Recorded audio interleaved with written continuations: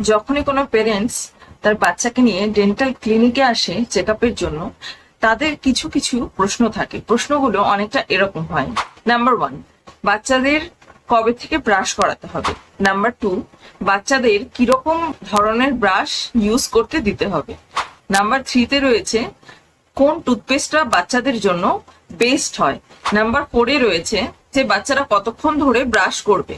Number 5-এ যেটা রয়েছে সেটা হলো বাচ্চাদের জন্য মিষ্টি জাতীয় খাবার অথবা চকলেট জাতীয় যে খাবারগুলো রয়েছে সেগুলো কতটা সেফ। পেরেন্ট হিসাবে এই প্রশ্নগুলো যদি আপনার মনে এসে থাকে তাহলে আপনি একদম ঠিক ভিডিও চুজ করেছেন। Hello everyone, welcome back to my channel dentist সাহেবা। কেমন আছো তোমরা সবাই? আশা করি সবাই ভালো আছো, সুস্থ আছো। আমি ডক্টর শিউলি। আমি কিন্তু আজকে আবারও নিয়ে চলে এসেছি তোমাদের জন্য নতুন একটা ইন্টারেস্টিং ভিডিও। তবে ভিডিও শুরু করার আগে তুমি যদি আমার চ্যানেলে নতুন হও তাহলে আমার চ্যানেলটাকে সাবস্ক্রাইব করে দিয়ে পাশে থাকা বেল নোটিফিকেশনটা ক্লিক করে দাও, যাতে আমি পরবর্তীতে যখনই কোনো ভিডিও আপলোড করব তার নোটিফিকেশন তোমার কাছে সবার আগে পৌঁছে যায়। তাহলে চলো দেরি না করে আজকের ভিডিও শুরু করে দিই। তাহলে আজকে টপিকটা শুরু করি প্রথম প্রশ্নটা দিয়ে।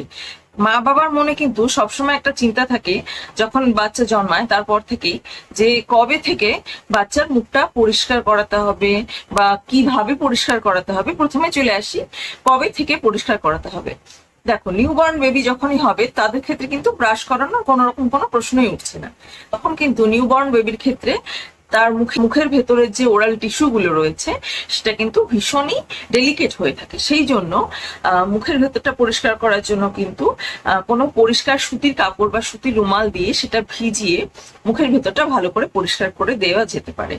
আর হ্যাঁ, এই প্রক্রিয়াটা কিন্তু যতদিন না পর্যন্ত বাচ্চা ঠিক করে থুতু ফেলতে পারছে অথবা বাচ্চা ঠিক করে মুখ ধোয়া শিখছে ততদিন পর্যন্ত কিন্তু এই প্রক্রিয়া অবলম্বন করেই কিন্তু বাচ্চার মুখের ভেতরটা কিন্তু পরিষ্কার করতে হবে। বাচ্চার নিচের পাটির সামনের যে দুটো দাঁত থাকে সে দুটো কিন্তু 6 থেকে 8 মাস বয়সের মধ্যে কিন্তু উঠে যায়, ঠিক আছে। তবে তখনও ব্রাশ করাতে হবে এমন কিন্তু কোনো মানে নেই। তখন কিন্তু বাচ্চা ব্রাশ করতে পারবে না, কারণ সে তখনও পর্যন্ত থুতু ফেলা অথবা মুখ ধোয়া এই জিনিসগুলোর সাথে কিন্তু অভ্যস্ত নয়। সেই জন্য এক্সট্রা কেয়ার কিন্তু মা বাবাকেই নিতে হবে। আমাদের অ্যাডাল্টদের ক্ষেত্রে যেরকম দিনে 2বার ব্রাশ করাটা ভীষণ প্রয়োজনীয়, একটা ইম্পর্টেন্ট ব্যাপার, এই অভ্যাসটা কিন্তু বাচ্চাদের ক্ষেত্রেও করাতে হবে। দিনে 2বারই তার মুখটা ভেজা কাপড় দিয়ে পরিষ্কার করে দিতে হবে, ঠিক আছে। রাত্রেবেলা যদি আপনি বাচ্চাকে দুধ খাইয়ে থাকেন তাহলে কিন্তু মুখটা অবশ্যই কিন্তু পরিষ্কার করে তবেই বাচ্চাকে ঘুম পাড়াবেন। চলে আসি পয়েন্ট নাম্বার 2-তে। পয়েন্ট নাম্বার 2-তে যেটা রয়েছে, যতদিন না পর্যন্ত বাচ্চার বয়স 2 বছর হচ্ছে, অর্থাৎ যতদিন না পর্যন্ত বাচ্চা ঠিক করে কুলিকুচি করা শিখছে, ঠিক করে থুতু ফেলা শিখছে বা ঠিক করে মুখ ধোয়া শিখছে, ততদিন পর্যন্ত কিন্তু ফ্লোরাইড ছাড়া টুথপেস্ট কিন্তু ইউজ করতে হবে। ফ্লোরাইড ছাড়া টুথপেস্ট কেন? কারণ বাচ্চারা যদি ব্রাশ করার সময়ও সেই টুথপেস্টটা গিলে ফেলে বা খেয়ে ফেলে, তাতে যাতে তার কোনো রকম কোনো ক্ষতি না হয়। তবে বাচ্চা যখন থেকে ঠিকঠাক করে কুলিকুচি করা শিখবে অথবা মুখ ধোয়াটা শিখে যাবে তখন থেকে কিন্তু তাদেরকে ফ্লোরাইড যুক্ত টুথপেস্ট অবশ্যই দিতে হবে। ফ্লোরাইড কিন্তু আমাদের দাঁতের জন্য ভীষণ ভীষণ ভালো একটা এজেন্ট। ফ্লোরাইডের মধ্যে কিন্তু একটা অ্যান্টি ক্যারিওজেনিক প্রপার্টিস থাকে, যেটার জন্য কিন্তু আমাদের দাঁতের মধ্যে ক্ষয়কে রোধ করে দেয়। অর্থাৎ যাকে চলতি বাংলা ভাষায় বলা হয় যে দাঁতে পোকা লাগা, সেই পোকা লাগাটাকে কিন্তু সহজে হতে দেয় না। সেই জন্যই কিন্তু বাচ্চাকে 2 বছর বয়সের পর থেকে কিন্তু ফ্লোরাইড যুক্ত টুথপেস্ট কিন্তু অবশ্যই দিতে হবে। 10 থেকে 12 বছর বয়স পর্যন্ত বাচ্চারা বাচ্চাদের যে টুথপেস্ট গুলো পাওয়া যায় সেগুলো কিন্তু ইউজ করবে, এবং তারপর কিন্তু রেগুলার আমরা অ্যাডাল্টরা যে টুথপেস্ট ইউজ করি সেই টুথপেস্টে কিন্তু বাচ্চারা সুইচ করতে পারে। প্রসঙ্গতভাবে বলে রাখি, বাচ্চাদের ক্ষেত্রে ঠিক কতটা পরিমাণ টুথপেস্ট ইউজ করতে হবে এমন না যে পুরো ব্রাশ জুড়ে টুথপেস্ট লাগিয়ে বাচ্চাকে দিয়ে দিলাম, এরকম কিন্তু নয়, ঠিক আছে। বাচ্চাদের ক্ষেত্রে একটা লেবুর দানার যে সাইজ হয় সেইটুকু পরিমাণ টুথপেস্টই এনাফ, ওকে। এরপর 10 থেকে 12 বছর বয়সের পর তারা যখন রেগুলার টুথপেস্টে সুইচ করবে তখন সেক্ষেত্রে কিন্তু মটরের যে দানা দেখতে পাওয়া যায়, সে মটরের দানার মতো সাইজের ওইটুকু পরিমাণ টুথপেস্টই কিন্তু যথেষ্ট, এবং এটা কিন্তু অ্যাডাল্টদের ক্ষেত্রেও সমানভাবেই প্রযোজ্য। আচ্ছা, বাচ্চাদের ক্ষেত্রে বাচ্চারা কিন্তু প্রাথমিক পর্যায়ে একদমই এই ব্রাশিং জিনিসটা ঠিক মেনে নিতে পারে না, ভীষণ কান্নাকাটি করে, ব্রাশিং এর সময় ব্রাশ করবো না ভীষণ জেদ ধরে। তো সেক্ষেত্রে এই বাচ্চাদের কাছে ব্রাশিংটাকে একটা ইন্টারেস্টিং মজাদার খেলা হিসেবে তুলে ধরার জন্য কিছু কিছু জিনিস কিন্তু মডিফাই করার দরকার আছে। কি কি জিনিসগুলো? আজকাল বাজারে বিভিন্ন রকম কার্টুন ক্যারেক্টারের ব্রাশ পাওয়া যায়, অথবা কার্টুনের ছবি লাগানো বিভিন্ন টুথপেস্ট পাওয়া যায়, বা বিভিন্ন ফ্লেভারের টুথপেস্ট পাওয়া যায়। বাচ্চা যেটা পছন্দ করবে সেই অনুযায়ী কিন্তু তাদেরকে যদি কিনে দেওয়া হয়, তাহলে কিন্তু তারা এই ব্রাশিংটাকে আর বোরিং জিনিস হিসেবে কিন্তু ধরবে না, তখন আর কান্নাকাটি করবে না, একটা ইন্টারেস্টিং খেলা হিসেবে কিন্তু তারা তখন এই জিনিসটার সাথে জড়িয়ে যাবে। এবার চলে আসি পরবর্তী পয়েন্টে, অর্থাৎ 3 নাম্বার পয়েন্টে। 3 নাম্বার পয়েন্টে যেটা রয়েছে যে বাচ্চাদের ক্ষেত্রে কি টেকনিকে ব্রাশটা করাতে হবে। ঠিক আছে, বলে রাখি এর আগেও কিন্তু আমি ব্রাশিং টেকনিক সম্পর্কে একটা ভিডিও আমার চ্যানেলে আপলোড করেছিলাম। তো তোমরা যদি দেখতে চাও, আমি আই বাটনে তোমাদেরকে লিংক দিয়ে দেবো ভিডিওটার, তোমরা অবশ্যই গিয়ে দেখে নিও। তাহলে চলো জেনে নিই যে বাচ্চাদের ক্ষেত্রে কোন টেকনিক ইউজ করে তাদেরকে ব্রাশ করাতে হবে। বাচ্চাদের হার্ড কোনো টেকনিক দেওয়ার কোনো দরকার নেই, সার্কুলার মোশন, সিম্পল সার্কুলার মোশনে কিন্তু তারা ব্রাশ করবে। ঠিক আছে, ব্রাশটাকে জাস্ট ঘুরিয়ে ঘুরিয়ে দাঁতের ওপর গোল গোল ভাবে ঘুরিয়ে কিন্তু ব্রাশ করলে সেটা কিন্তু এনাফ হবে বাচ্চাদের দাঁত অথবা মুখগহ্বর পরিষ্কার করার জন্য। এবং অবশ্যই বাচ্চাদের ক্ষেত্রেও কিন্তু সেই 2 মিনিট ধরে ব্রাশ করাটা ভীষণ ভীষণ ইম্পর্টেন্ট।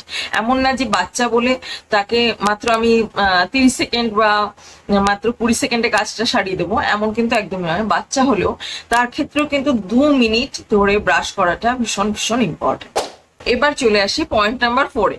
পয়েন্ট নাম্বার 4-এ যেটা রয়েছে সেটা কিন্তু বাচ্চাদের সাথে সাথে কিন্তু যারা পেরেন্টস রয়েছে তাদেরও কিন্তু দায়িত্বটা এখানে খুব বেশি বেড়ে যায়। কেন? কারণ বাচ্চাদের যে ডায়েটারি হ্যাবিটস রয়েছে সেটার দিকে কিন্তু মা বাবাকে যথেষ্টভাবে নজর দিতে হবে। কিরকম? বাচ্চারা দেখবে মিষ্টি জাতীয় খাবার অথবা কুরকুরে, চিপস, বিস্কুট, অনেক রকম ক্যান্ডি থাকে, সেগুলো খেতে কিন্তু ভীষণ ভালোবাসে। এই খাবারগুলো কিন্তু ভীষণ স্টিকি প্রকৃতির হয়ে থাকে। স্টিকি প্রকৃতির কেন?